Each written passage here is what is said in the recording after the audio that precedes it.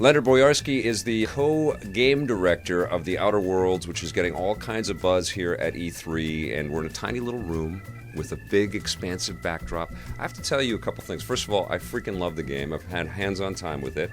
I love the art direction. Wonderful. It looks sensational. Now, Obsidian has a long track record of building us incredible RPGs in various art styles and directions, but this is something brand new from the studio and from the company, not attached to any other thing. Yeah. How exciting is that for you guys? Especially, I saw the Game of E3 awards up there. How exciting is that for you guys right now? It's really exciting. It's very gratifying to, 3 years ago, it was just me and Tim, the other game director, sitting in a room talking about what this game could be, and here we are 3 years later and getting all this feedback. We've been working on it really hard for a very long time. We loved it, but to finally put it out there, you never know what the reaction from other people is going to be. Here we go! We've got a lot of spaceships in the trailer and the teasers. Are we flying in space and landing on different planets called worlds? Yes. Yep. So what it is that Halcyon is the colony you've come to. You were part of a colony ship that got lost in transit, so you've been in suspended animation, hibernation for 70 years. You get rescued. Your first job is to get a spaceship so that you can fly around this solar system, which is this colony. Two main planets are Monarch, which is a moon of a gas giant, and the other one is Terra 2, which is a more Earth-like planet. And then there's also asteroids and space stations that you go to. Obviously, people are going to make the comparison to Fallout New Vegas, which was an exceptional game that your studio made. What makes this a different experience from something like a Fallout game? Well, it's not in the Fallout universe, first of all.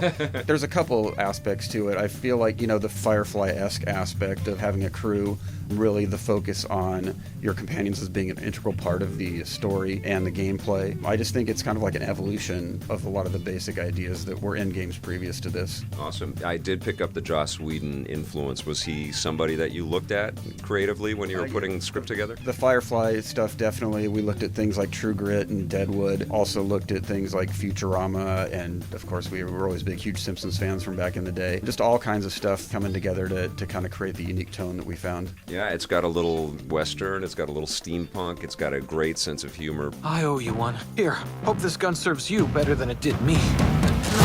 I got to a point in New Vegas where I had pissed off everybody on the map, and I couldn't go anywhere because people were hunting me in every direction. Is that possible in the Outer Worlds? And how do it is. Okay, so what do I do to not do that? Don't kill a whole bunch of people. You can play the main story arc, killing everybody. If you're doing it, you're going to know you're doing it. It would be very hard to stumble into that situation. I mean, every town I went into, I just had gunfire right away. So I don't want that experience again. It was too traumatic for me. Yeah, you should probably stay away from doing things to upset those people. You know you didn't have to shoot either one, right?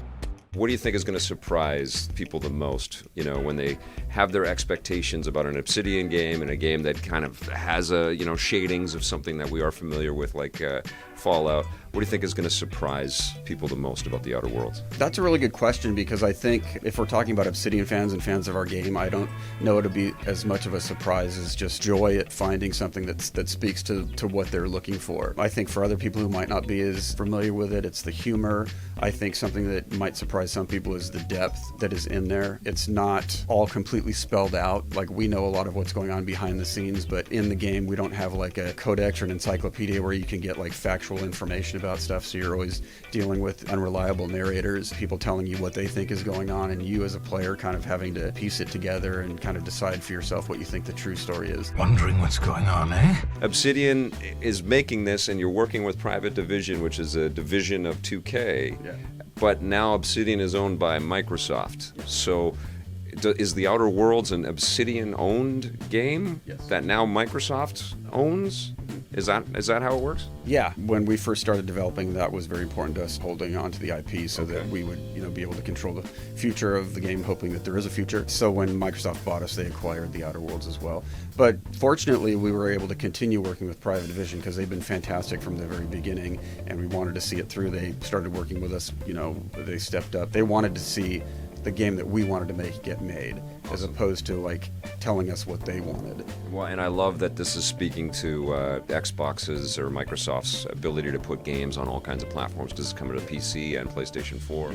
Yeah. This looks like it cannot have been easy, and it looks like it probably took a lot longer than we may know on the periphery. How long do you think this has been sort of in gestation and getting us to this point? It's releasing soon. Me and Tim started working on games together 25 years ago or so.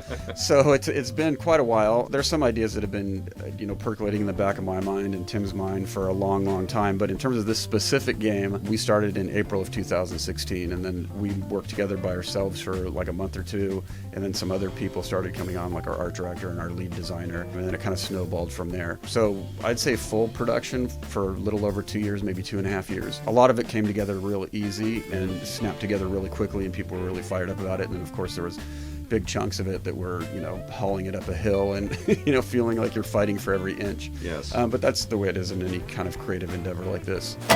That must feel incredible to just sort of spark and riff on ideas that end up becoming this massive story with all of this collaboration, right? Yeah, that's my favorite part of making games like this is starting with nothing, a completely blank slate, and just start, generating the ideas and seeing where they take you. That does it.